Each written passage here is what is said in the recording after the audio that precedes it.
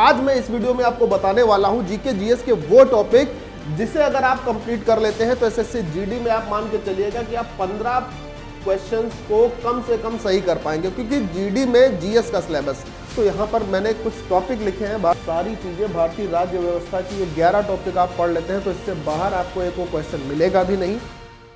SSC GD एक ऐसा exam जिसमें जीएस को लेकर सबसे ज्यादा बच्चों में होती है क्यूरोसिटी और उनको यह समझ में नहीं आता है कि पढ़ना क्या। तो जी हां, आज मैं इस वीडियो में आपको बताने वाला हूं जीके जीएस के वो टॉपिक जिसे अगर आप कंप्लीट कर लेते हैं तो एसएससी जीडी में आप मान के चलिएगा कि आप 15 क्वेश्चंस को कम से कम सही कर पाएंगे, क्योंकि जीडी में जीएस का सिलेबस बहुत बड़ा है और इसमें बच्चों के सामने मेन टारगेट और मेन उद्देश्य ये रहता है कि किसी भी तरीके से 15 क्वेश्चन तो हमें सही करने हैं 20 में से।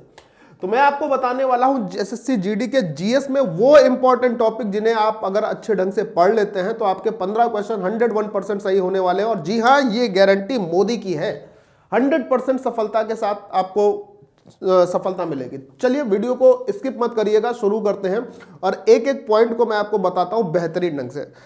अगर मैं बात कर लेता हूं सबसे पहले भारतीय राज्य व्यवस्था की, तो यहां पर मैंने कुछ टॉपिक लिखे हैं भारतीय राज्य व्यवस्था के। अगर इनको आप अच्छे ढंग से पढ़ लेते हैं तो इससे आने वाला क्वेश्चन जो होगा पॉलिटी का, वो कहीं बाहर नहीं जाने वाला है। सबसे पहला टॉपिक भारतीय राज्य व्यवस्था में संविधान के स्रोत, मतलब कौन सी चीज कहां से ली गई है, किस देश से ली गई है। ठीक है। दूसरा, प्रस्तावना किस आर्टिकल के तहत आती है, प्रस्तावना में किन किन शब्दों को नया जोड़ा गया है, किन किन शब्दों को हटाया गया है, पंथ निरपेक्ष किस संविधान संशोधन के अनुरूप है, इस प्रकार की सारी चीजें प्रस्तावना में। मौलिक अधिकार very very important, fundamental rights जो है कितने हैं, कब क्या किस संविधान संशोधन के अंतर्गत किसको जोड़ा गया। इसी प्रकार से मौलिक कर्तव्य भी इसमें उतने ही इंपॉर्टेंट है। राज्य के नीति निर्देशक तत्व, यानी जिसे डीपीएसपी कहते हैं, डायरेक्टिव स्टेट पॉलिसी, नीति निर्देशक तत्व। राष्ट्रपति और उपराष्ट्रपति किस संविधान के किस आर्टिकल में आते हैं, इनका काम क्या होता है, कितने समय में राष्ट्रपति को निर्वाचित किया जाता है, शपथ कौन दिलाता है, किसके प्रति उत्तरदायी होते हैं, किस सदस्य को, किस संयुक्त सदस्य को संबोधित कर सकते हैं, किसको बर्खास्त कर सकते हैं, किसको नहीं कर सकते हैं, ये सारी चीजें। इसी प्रकार से उतना ही इंपॉर्टेंट है कार्यपालिका में आने वाले प्रधानमंत्री और इनकी मंत्री परिषद, विस्तार क्या होता है, कितने मंत्री आते हैं, प्रधानमंत्री किसके प्रति उत्तरदायी होता है, शपथ कौन दिलाता है, इस्तीफा किसे दे सकता है, वगैरह वगैरह सारी चीजें। उसके बाद जुडिशरी सिस्टम यानी कि न्यायपालिका, very very important, very very very important न्यायपालिका। आयोग एवं समिति, कौन से आयोग का काम क्या है, किस आयोग का गठन किस उद्देश्य से हुआ था, ये सारी चीजें। अटॉर्नी जनरल और सीएजी यानी कि कंट्रोलर एंड ऑडिटर जनरल, नियंत्रक एवं महालेखा परीक्षक, बहुत बहुत इंपॉर्टेंट है, वेरी वेरी इंपॉर्टेंट टॉपिक है ये, इससे आपको क्वेश्चन मिलते ही मिलते हैं। और जितनी भी पॉलिटिकल पार्टी है इनके विषय में कि इनकी स्थापना कब हुई, किस पॉलिटिकल पार्टी का आधिपत्य है, कौन जीता कौन हारा, ये सारी चीजें, किस पॉलिटिकल पार्टी अगर बनानी है तो किस संविधान के आर्टिकल के तहत बना सकते हैं, ये सारी चीजें भारतीय राज्य व्यवस्था की, ये 11 टॉपिक आप पढ़ लेते हैं तो इससे बाहर आपको एक क्वेश्चन मिलेगा भी नहीं और आप 100% सफलता को प्राप्त करेंगे।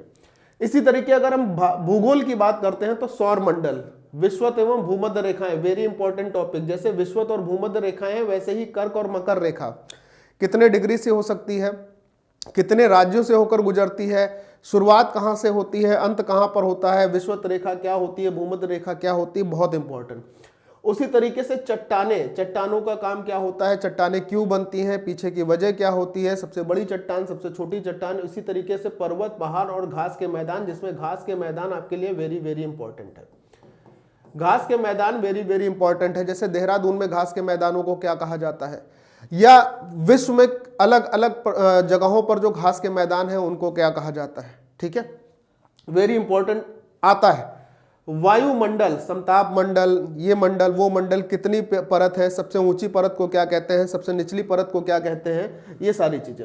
वायु दाब एवं पवने, कौन सी पवने किस दिशा से किस दिशा की ओर चलते हैं, वायु दाब क्या होता है, ये वेरी वेरी इंपॉर्टेंट है।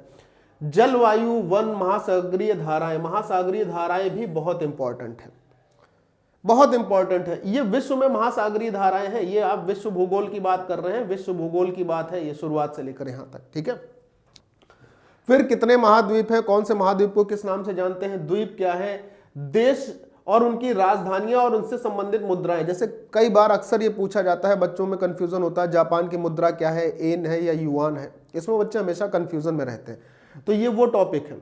अंतर्राष्ट्रीय सीमाएं, भारत पाकिस्तान की सीमा को क्या कहते हैं, भारत बांग्लादेश की सीमा को क्या कहते हैं, कब बनी थी, क्यों बनी थी, किसके नाम पर बनी थी, ये सारी चीजें जो छोटे छोटे पॉइंट्स है ना, इसीलिए मैंने यहाँ लिख के आपके सामने रखे हैं। खनिज एवं उद्योग, अब यहां से शुरू होता है भारत का हिसाब किताब। मतलब खनिज और उद्योग की अगर हम बात करते हैं तो भारत का कौन सा राज्य कौन से खनिज में अव्वल है, क्यों अव्वल है, किसको किसको सपोर्ट करता है, भारत में क्या क्या उद्योग है, भारत में पर्वत क्या है, चोटी, पठार, घाटी, तटरेखाएं, झील, जलप्रपात, द्वीप, भारत का ड्रेनिंग सिस्टम कहता है, अपवाह तंत्र, ये बहुत इंपॉर्टेंट पॉइंट है।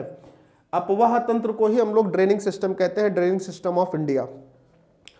जितनी भी नदी घाटी परियोजनाएं हैं, दुलकर नदी घाटी परियोजना क्या है, टिहरी नदी घाटी परियोजना क्या है, ये वेरी इंपॉर्टेंट, ये भी बहुत इंपॉर्टेंट टॉपिक है ज्योग्राफी में, इंडियन ज्योग्राफी में। भारत की मिट्टियां, जड़ोल मिट्टी कहाँ पाई जाती है, काली मिट्टी कहाँ पाई जाती है, इस प्रकार से भारत की जनजातियां, जैसे मेघालय में कौन सी जनजातियां पाई जाती है, इस प्रकार के प्रश्न इसमें बनते हैं और आते ही आते हैं। पर्यटन स्थल, इस वक्त अयोध्या सबसे इंपॉर्टेंट है, आपके पास प्रश्न मिलने वाला है 101%। अगर हम भारत की अर्थव्यवस्था की बात करते हैं तो भारत की अर्थव्यवस्था में कुछ ये इंपॉर्टेंट टॉपिक लिखे हैं जो आपके लिए बहुत इंपॉर्टेंट होने वाले हैं। जैसे राष्ट्रीय आय एवं मापन क्या है, राष्ट्रीय आय यानी कि हमारी जो इनकम, नेशनल इनकम क्या है, उसको मापने का तरीका क्या होता है, गरीबी एवं बेरोजगारी यानी कि इन्फ्लेशन और अनएम्प्लॉयमेंट, मुद्रा एवं बैंकिंग, वेरी वेरी इंपॉर्टेंट ये टॉपिक भी, और गरीबी एवं बेरोजगारी से भी आपको 100% क्वेश्चन मिलने वाला है। मुद्रास्फीति, इन्फ्लेशन रेट क्या है, जनसंख्या पर आधारित की जनसंख्या किस हिसाब से बढ़ रही है, कौन से राज्य में पुरुषों की जनसंख्या सबसे कम है, महिलाओं की जनसंख्या सबसे ज्यादा है। नगरीकरण यानी कि अर्बनाइजेशन, राष्ट्रीय योजनाएं, वेरी वेरी इंपॉर्टेंट टॉपिक, राष्ट्रीय योजनाएं बहुत बहुत इंपॉर्टेंट टॉपिक है। कौन सी राष्ट्रीय योजना है, किसके तहत किसको क्या फायदा मिलने वाला है, और जितने भी प्रमुख संगठन है वो सारे के सारे बहुत ज्यादा इंपॉर्टेंट है। ठीक, ये कुछ टॉपिक हुए। साथ ही साथ अगर हम कला और संस्कृति बात करते हैं तो त्योहार और उत्सव आपको पढ़ने हैं, नृत्य पढ़ना है, संगीत पढ़ना है। नृत्य मतलब किस राज्य में कौन सा नृत्य है, कुचिपुड़ी कहाँ का है, कथक कहाँ का है, भरतनाट्यम कहाँ का है, मोहिनीअट्टम किसको और नाम से जाना जाता है, देवों का नृत्य है ना, इस प्रकार से। चित्रकला से संबंधित एवं मार्शल आर्ट और युद्ध कला से संबंधित जितनी भी चीजें हैं भारत की कला एवं संस्कृति में, इसके विषय में आपको थोड़ा सा अच्छे ढंग से पढ़ाई करनी है, इसके विषय में आपको जानकारी अच्छे ढंग से लेनी है।